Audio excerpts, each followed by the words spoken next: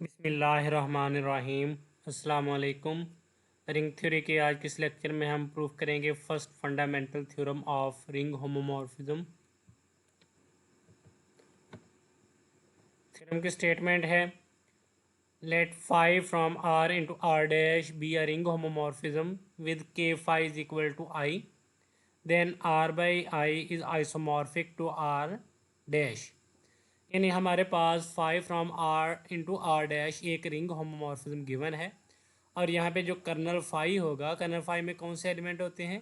Domain के वो elements होते हैं जो को डोमेन की आइडेंटिटी पे मैप होते हैं। तो कर्नल फाई किसके इक्वल है? यहाँ पे आइडियल आई के इक्वल है, यानी जो हमारा कर्नल फाई है वो एक आइडियल भी है।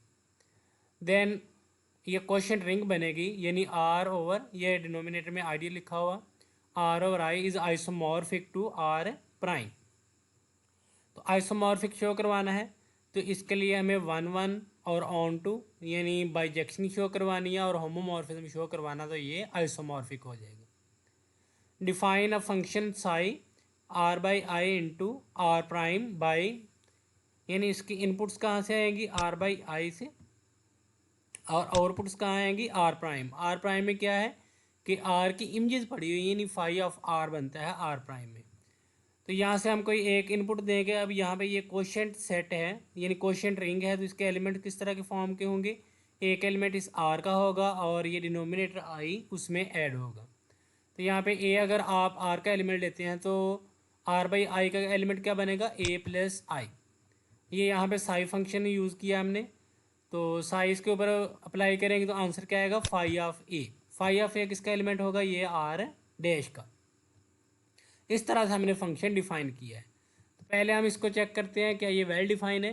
तो वेल डिफाइन के लिए दो इनपुट सेम लेकर चलेंगे, दो आउटपुट सेम आनी चाहिए, यानी सेम इनपुट्स पे सेम आउटपुट्स हों तो फंक्शन वेल डिफाइंड होता है। तो यहाँ पे A one plus I is equal to A two plus I, यानी दो एलिमेंट्स इक्वल ले लिए, ये आर बाई आई के हैं दोनों एलिमेंट्स।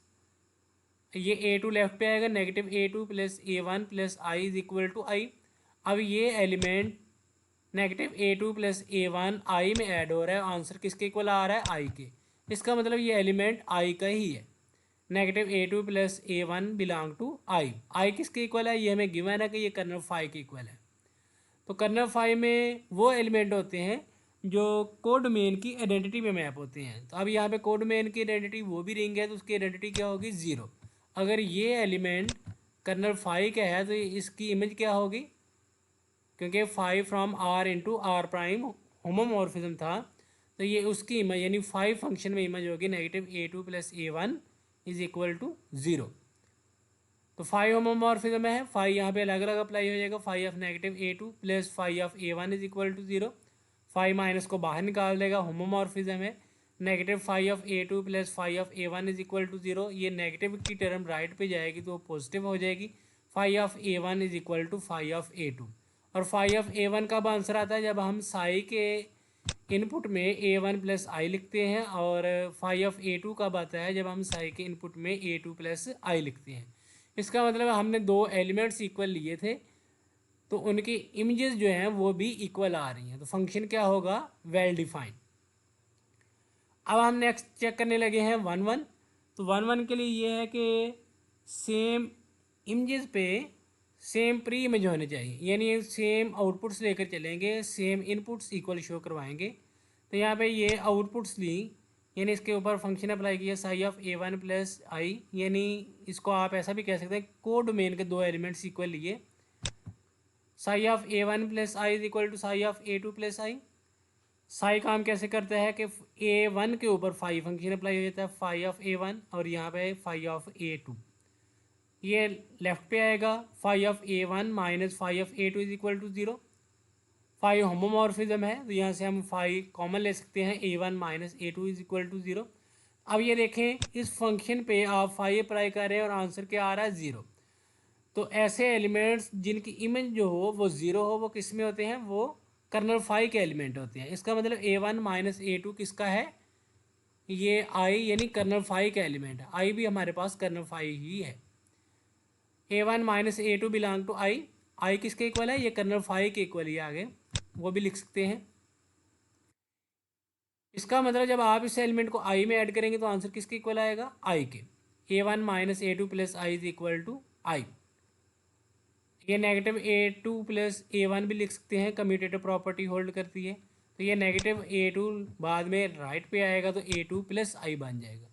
तो हमने psi of A1 plus I is equal to psi of A2 plus I लिया था, यानी आउटपुट्स इक्वल ली थी, तो यहाँ पे इनपुट्स इक्वल आ रही हैं, तो फंक्शन क्या है हमारे पास 1 1, हैंस साई इज 1 1।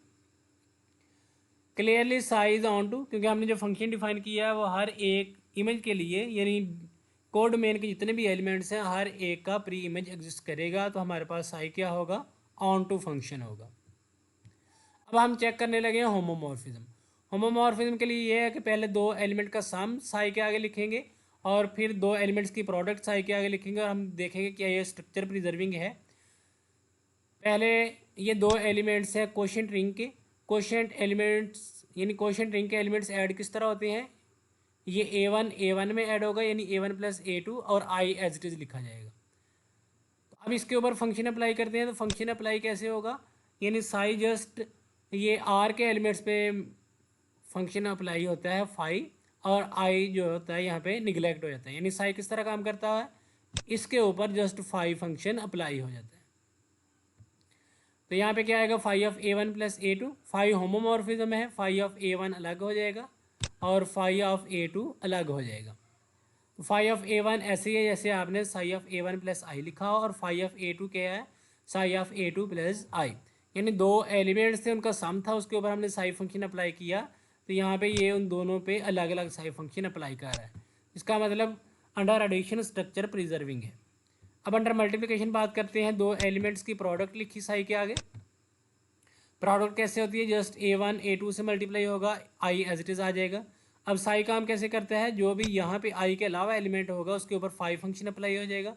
अब फाई हमारे पास होमोमॉर्फिज्म है, फाई ऑफ A1 अलग हो जाएगा, फाई ऑफ A2 अलग हो जाएगा।